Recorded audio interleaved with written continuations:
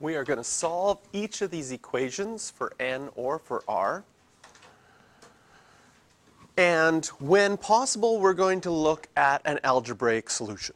So with an algebraic solution, and we can do that for a, we have to go to our formula and say, what does np2 mean? Well, according to our formula, np2 would be n factorial over n minus 2 factorial. And that's equal to 56. And one of the skills that we're going to learn algebraically is how do you get rid of a factorial sign? Well, if these were numbers, if I had 10 factorial over 8 factorial, things are going to cancel out, right? If we expanded them completely, this is going to be 10 times 9 times, and what I'm going to do when I get to 8, instead of writing 8, 7, 6, 5, 4, 3, 2, 1, I can just put another factorial there to say that that would be 8, 7, 6, 5, 4, 3, 2, 1. And because I have an 8, 7, 6, 5, 4, 3, 2, 1 on the bottom, those 8 factorials would cancel out because they're identical. And you're just left with 10 times 9. Now that's easy to see with numbers, but when you get to variables, you have to say to yourself, which one's bigger? Because we're going to expand the bigger one using the definition of what a factorial is until we get to the smaller one. So first of all, I look at n factorial over and n minus 2, and I say, which of those two numbers is bigger? N or n minus 2? And it's going to be n. So I start using the formula. Well, factorial means I'd take n, and then I'd multiply by 1 less, which would be n minus 1.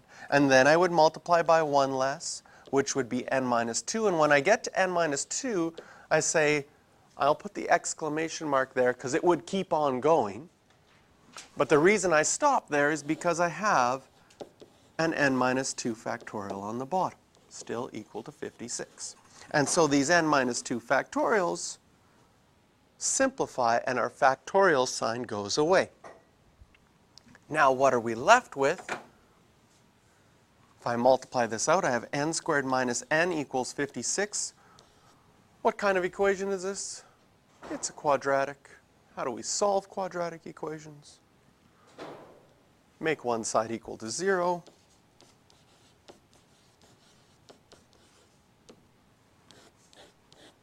And factor.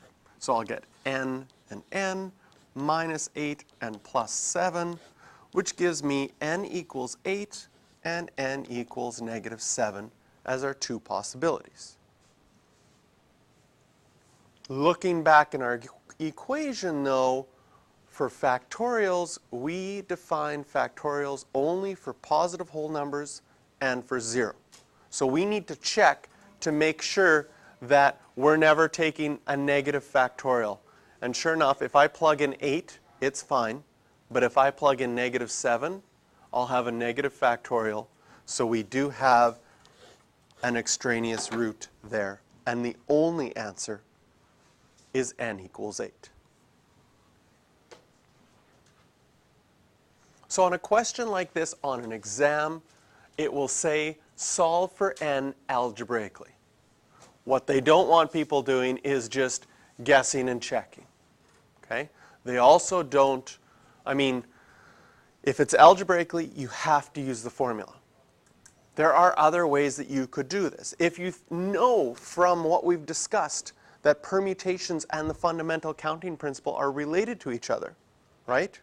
That this np2 means 2 spaces has to equal 56.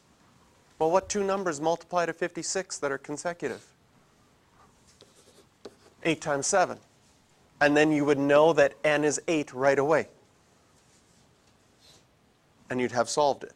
Okay? That's why on the exam they'll put that word algebraically, because they want to see your work. There are some questions, however, that come up in the homework where there is no good algebraic solution. Okay? And B is an example of that. So in B, with 5PR equals 20, what we don't know is basically how many spaces, right? That R part is how many spaces. We know that we're going to start with a 5. We ask ourselves, is one space enough? Is 5 equal to 20? No. So we add another space. Is 5 times 4 equal to 20? Yes. So therefore, R has to equal 2. If you put this into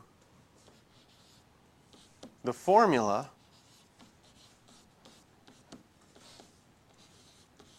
there's no real good way to expand this, because you know that 5 minus R is less than 5, so you'd expand the bigger one, and I guess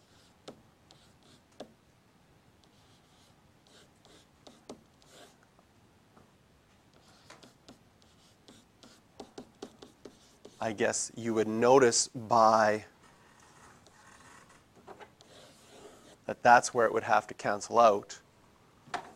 So 5 minus R has to equal 3, and R is equal to 2. But that's still not an algebraic solution. You're still making an observation part of the way through it to get R is equal to 2.